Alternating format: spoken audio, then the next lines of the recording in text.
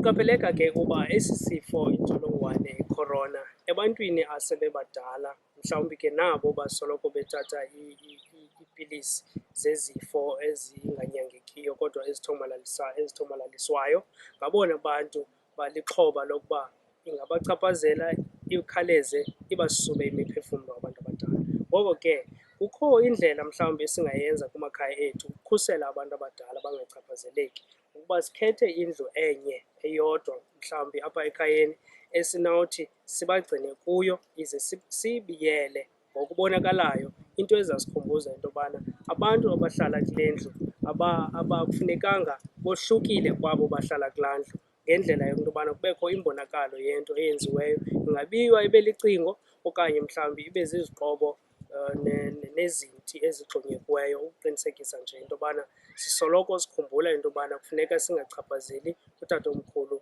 nomama omkhulu isifo i-corona. Nokuba thina ke singathi sichaphazeleke, kodwa esingakhuthazi uba nathi masichaphazeleke, kodwa njengabantu abatsha abanobakhona efemelini, sinamandla noko ukuba esi sifo singangakwazi ukusibulala thina.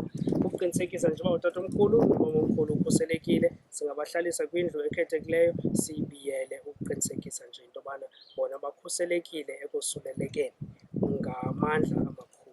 Enkosi.